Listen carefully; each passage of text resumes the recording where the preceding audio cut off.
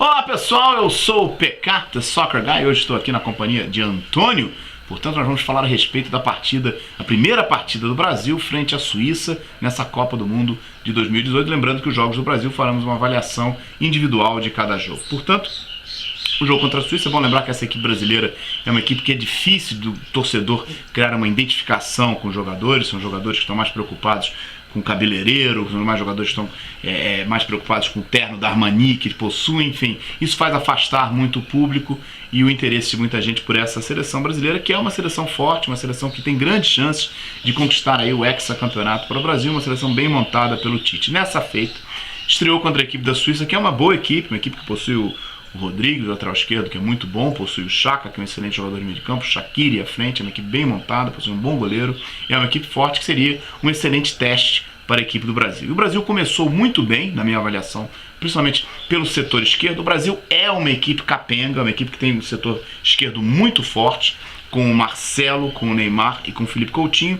Não devemos esperar o mesmo no lado direito do Brasil, que acaba ficando fácil se marcar a equipe do Brasil. Se você neutralizar o setor esquerdo do Brasil, fica mais fácil você conseguir vencer a partida, e foi exatamente o que a equipe da Suíça tentou fazer ao longo dos 90 minutos. Teve muitas dificuldades no começo do jogo e o Brasil acabou, através do Felipe Coutinho, numa jogada individual, conquistando o primeiro gol ainda nos 19 minutos do jogo. Depois eu acho que o Brasil caiu muito, permitiu que a equipe da Suíça avançasse um pouco, principalmente a marcação. O Brasil realmente parou de criar grandes jogadas, nada fez o Brasil pelo lado direito, e aí já no segundo tempo a equipe da Suíça conseguiu, através de um córner, um cruzamento, o gol de empate. Na minha avaliação, um gol que a arbitragem se equivocou, houve a falta do jogador que empurrou ao zagueiro Miranda antes de cabecear para fazer o gol de empate. Também falhou o goleiro Alisson, que não saiu do gol, mas o fato é que o gol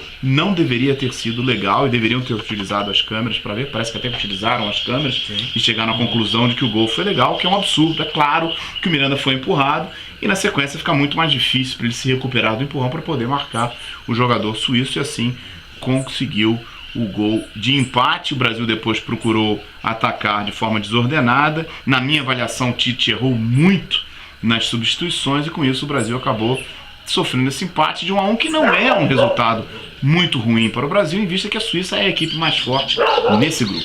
Antônio, eu gostaria que você comentasse principalmente a respeito das substituições que fez o Tite nessa partida. Olá, PK, olá galera do YouTube, tudo bem? Exatamente como o PK disse, realmente o Brasil não teve uma estreia aquém do Brasil, realmente. E como o PK disse, realmente o Brasil tem um déficit muito forte do lado direito do campo. Então isso proporcionou à Suíça realmente a explorar bastante esse lado. E infelizmente o Tite realmente não foi feliz nas substituições, porque acabou trazendo o Fernandinho para o lugar do Casemiro, o que trouxe a Suíça para dentro do campo do Brasil, acabou dando muito espaço e prendendo muito o Neymar, que já estava sendo muito caçado em campo, sofreu muitas faltas e estava conduzindo bastante a bola, terminando muito bem, terminando muito mal as jogadas da equipe brasileira.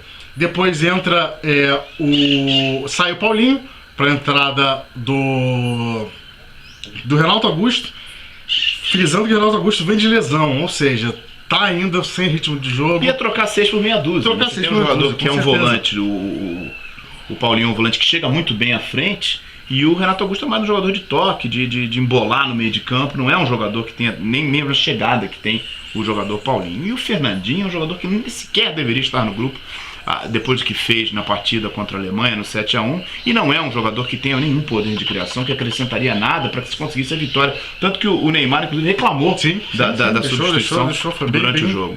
Bem sensível na reclamação com o Tite, vendo que o Paulinho é o principal jogador que chega dos volantes, é o principal jogador que chega para ajudar o ataque. Característica que é muito forte nele no Barcelona, em todos os times que passou, no Tottenham, até mesmo no Corinthians, quando jogava no Brasil. Então o Tite abriu mão dessa chegada de mais um homem na frente, trazendo a Suíça para dentro do campo.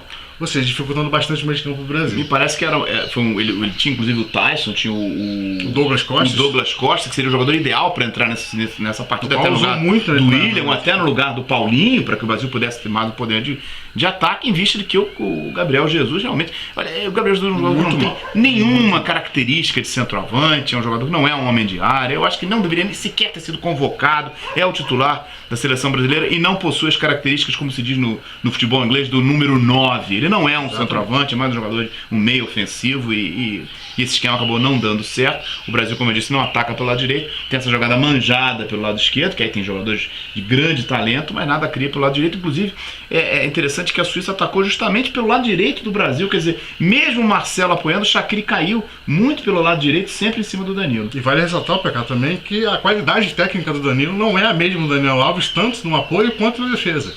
Então fica mais exposto ainda ao lado direito do Brasil, podendo, sobrecarregando muito a função dos volantes, principalmente do Casemiro e do Fernandinho, que eventualmente entrou, e deixando muito exposta a zaga do Brasil, que teve dificuldade com um bom ataque da Suíça, que é um ataque rápido, veloz, que tem jogadores habilidosos. O Xhaka não jogou absolutamente nada nessa partida. Ele foi neutralizado, o Suíça jogou muito. Se tivesse no bom dia, daria mais trabalho. O Brasil poderia até ter perdido essa partida. E aliás, eu não entendi por que não a utilização do Tyson, que é um jogador tão querido pelo Tite. O Tite gosta tanto, levou o Tyson, na minha avaliação foi um erro também. Mas já que está lá um jogador de velocidade, poderia também ter ajudado o Brasil no setor ofensivo. Gostei da substituição do centroavante, quando o Gabriel Jesus saiu. Aí sim o Brasil pareceu criar mais jogadas. Na minha opinião, deveria inclusive ser titular na próxima partida o centroavante. Que veio fazendo uma temporada, feminino veio fazendo uma temporada na Europa melhor do que o Gabriel Jesus em relação a gol, em relação a participação para gol, no entanto que entrou e fez duas jogadas que quase resultaram gol do Brasil. Então acredito que o Tite comece a ver o Firmino com outros olhos para poder assumir essa função de quase centroavante, podemos dizer assim, né?